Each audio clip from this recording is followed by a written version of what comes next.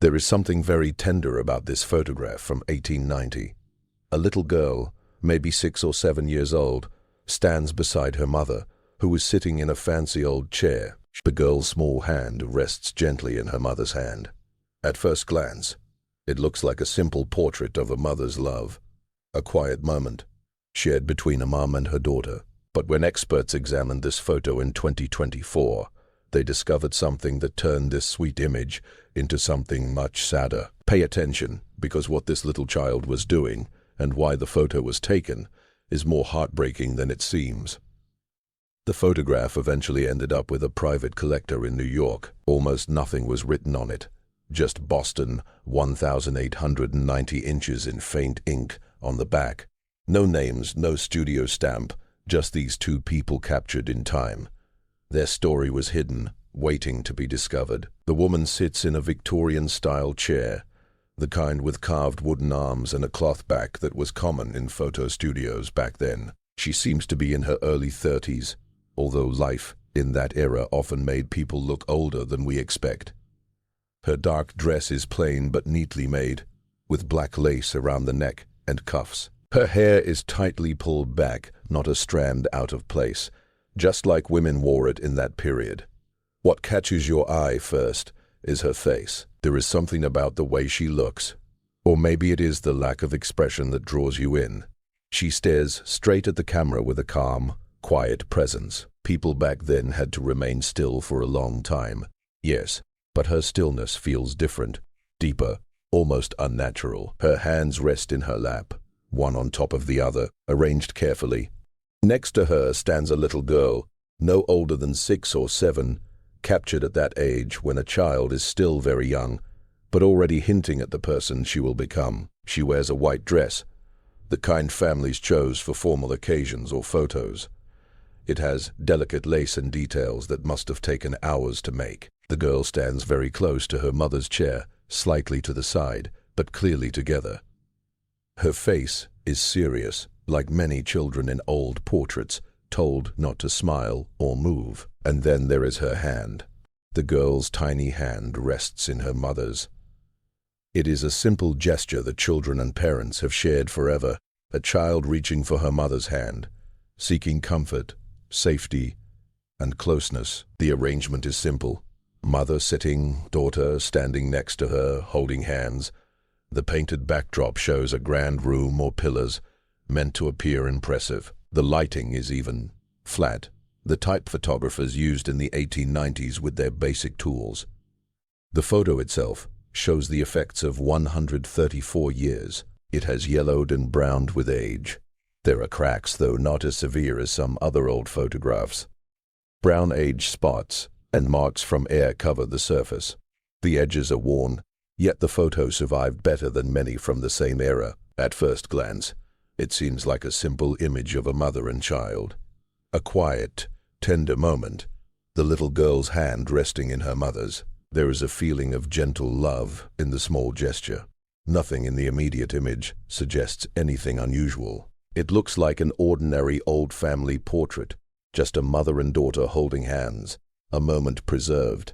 But there is something you cannot immediately name, something in the woman's face, the unnatural stillness in how she sits, something in the child's face if you look closely.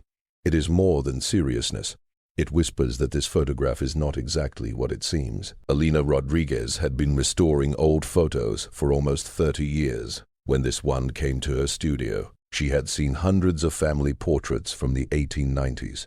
Formal, stiff, everyone in their best clothes, standing or sitting in studios. This one seemed ordinary at first, but something made her pause. Perhaps it was the way they were positioned, perhaps the woman's expression, or maybe just a gut feeling from decades of experience. Whatever it was, she decided to study the photo more closely. She began with a high-quality scan, then used infrared imaging, which can reveal details hidden beneath age and damage. That is, when the photo revealed something startling. The girl appeared first. Under the special camera, she moved slightly, just like a real child. Photographed in 1890, Alina said. Small natural movements, tiny shifts from trying to remain still. Then Alina looked at the mother.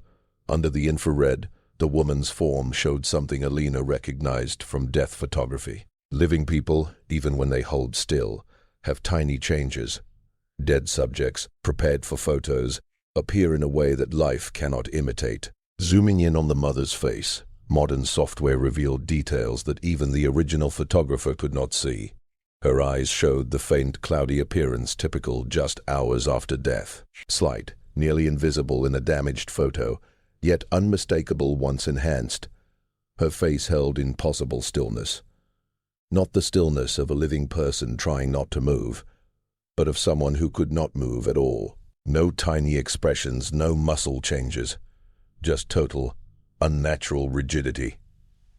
Alina then examined the hands, the mother's hands, resting in her lap with the girl's small hand on top, were placed too perfectly. Living hands make tiny adjustments and respond to pressure. These did not. Every finger lay exactly as if positioned by someone else, as a funeral worker would do. Behind the chair, faint shadows of support stands, tools used in Victorian death photography, were barely visible, confirming what Alina suspected. The girl's hand struck me the most, Alina said. This little child, probably not understanding what was happening, holding her mother's hand for the photograph. Alina's notes read, main subject, mother deceased, daughter alive. Victorian post-mortem photography.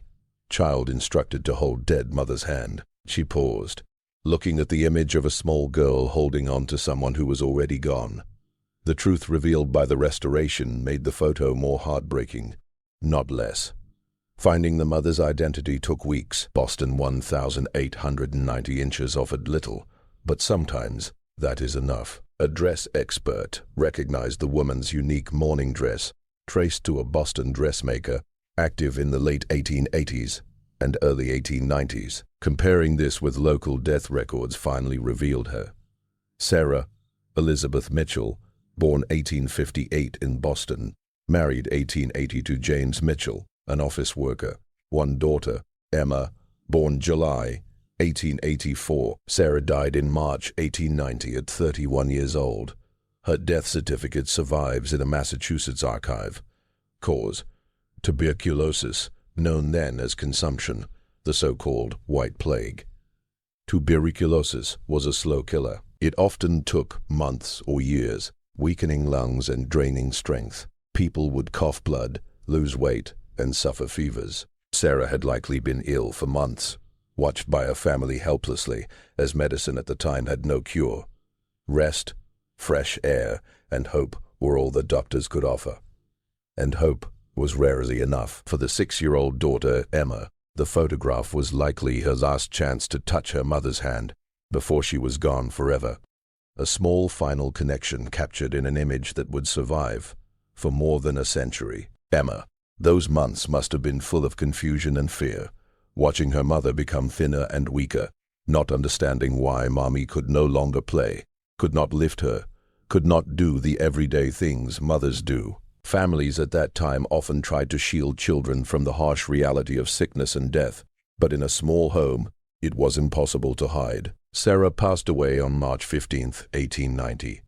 She left behind her husband, James, and her daughter Emma, who had just turned 5 the previous July and was about to turn 6 that summer. Photographing Emma with her mother's body wasn't unusual for death customs of that era. Yet, it is especially heartbreaking with such a young child.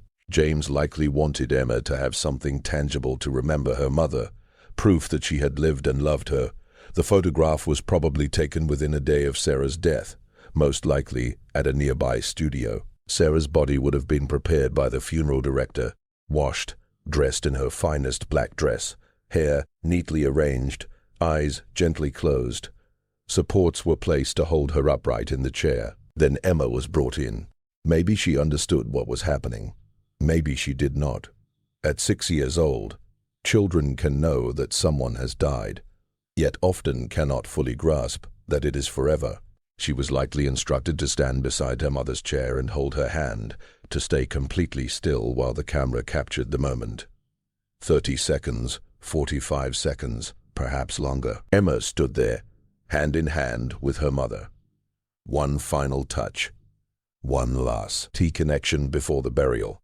The photo was taken on March 16th or 17th, 1890. Sarah was laid to rest in Mount Auburn Cemetery in Cambridge on March 18th, and Emma returned home to live with her father, now motherless at 5. With only this photograph to remember her mother, James never remarried. He raised Emma alone, with some help from his sister. Emma lived until 1962, passing away at 77. Family records show she kept this photo her entire life, even into old age. She remembered that day in the studio, standing beside her mother and holding her hand, not fully realizing she was saying goodbye. As we discovered more about them through archives, census records, city books, and letters that survived in an attic, the Mitchell family became real people, not just faces in a photo. James Mitchell had arrived in Boston from rural Vermont in 1878, seeking work like many young men of the time. He found a steady, respectable job as a clerk at a shipping company. By 1880, at 24, he earned enough to marry. Sarah Elizabeth Foster had grown up in Boston, the daughter of a tutor. She had more education than many women of her social class. She could read and write well, handle math, and play a little piano. When she married James in June 1880 at 22, friends described her as lively, intelligent, and practical. Their daughter Emma was born in July 1884, and by all accounts, they were a happy young family. Not wealthy, James's salary was modest, but sufficient. They lived in a good neighborhood, attended church regularly, had friends, and led a normal working-class life. Sarah likely developed tuberculosis sometime in 1888 or early 1889, though at first, the symptoms may have been mistaken for something else, a persistent cough, fatigue, slight fevers. The disease was common in crowded city areas with poor sanitation and no effective medicine. By late 1889, it was clear something serious was wrong. Sarah coughed up blood, lost weight despite eating, and had recurring fevers. James hired a doctor, but there was little medicine could do other than keep her comfortable. Emma was 5, and her mother was dying. How do you explain to a child that someone who has been the center of their world is leaving and will never return? A letter from James's sister in February 1890 describes visiting the family. Sarah was now so thin she barely resembled herself. She tried to smile for Emma, but it exhausted her. Emma kept asking when Mama would feel better and wanted to climb into her bed. James himself looked like a shadow, trying to work, care for Sarah, and maintain a sense of normalcy for Emma. I do not know how they managed. Sarah passed on March 15th, 1890, awake nearly until the end. According to records, she had the chance to say goodbye to her husband and daughter, though what one says to a 5-year-old in such a moment is unimaginable. James arranged everything quickly, as shock often dictates. The funeral, the grave, the photograph. One last image of Emma with her mother. A letter James wrote to his brother 2 weeks after Sarah's death survives. He wrote, "Emma keeps after Sarah's death survives." He wrote, "Emma keeps asking when Mama is coming home. I have tried to explain, but she does not understand. Last night, she said, Mama looks so pretty and peaceful in the picture, as if she were just sleeping. I could not bring myself to tell her the truth. For now, I hold her when she cries and tell her Mama loved her very much." James raised Emma alone for the next few years, with his sister moving in to help. He never remarried, living until 1928, passing at 72. Family store tell that he kept Sarah's photo on his desk for life. The photograph shows his wife seated in a chair, their daughter beside her, hands joined. Emma grew up, married, and had children of her own, but she also kept the photo. That image of herself at 5, standing beside her mother, small hand in hers, one last touch preserved forever. I keep thinking about Emma's little hand, that tiny hand resting in her mother's. Such a simple gesture, yet children have reached for their parents' hands throughout history for comfort, connection, and security. The act of childhood trust. But Emma held a hand that could not return the squeeze or gentle pressure living hands give. She was touching her mother, but her mother could not respond. Did she understand? She was old enough to know something terrible had happened, yet young enough that the permanence of death might not make sense. Perhaps she thought her mother was sleeping, or would wake later. Or maybe, in the way children sometimes comprehend, she did understand. Maybe she knew this was goodbye, which is why she stood so close, hand in hand, one final touch. Victorian death photography is well known now. Families often created lasting images with deceased loved ones, yet there is something especially sad when very young children are included. Children too young to fully grasp what is happening, simply following adult instructions. Modern psychology shows that losing a parent at 5 leaves deep, lasting effects. Emma was at an age where she could remember her mother, but her memories would be fragmented, more feelings than facts. That photo may have been the clearest memory she had, standing beside her mother, holding her hand. James keeping the photo on his desk for 38 years, until his own death, shows the weight of that loss. Sarah was 31 when she died. They had been married less than 10 years. Widowers often remarried, especially with young children, but he did not. He raised Emma with help from his sister and kept the photo visible every day. What strikes me most is how ordinary they were. Not wealthy, famous, or historically significant, just a working-class family in Boston. A clerk, his wife, and their child. Thousands of families like them filled the city, living ordinary lives that history rarely remembers. But tuberculosis did not care about ordinariness. Disease never does. Sarah became ill and died. Emma lost her mother, James, lost his wife. They did what families then did. They took a photo, preserved the image, tried to hold on to what was gone. Looking at the photograph now, I see many things at once.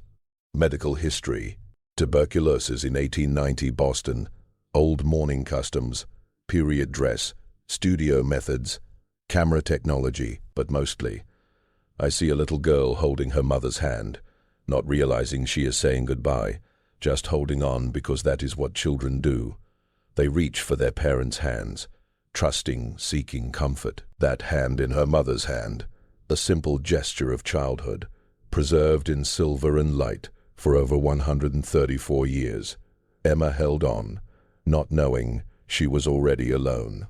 And that photograph survived, carrying that single moment forward through more than a century. A small girl and her mother, hands held, one last touch that would endure a lifetime.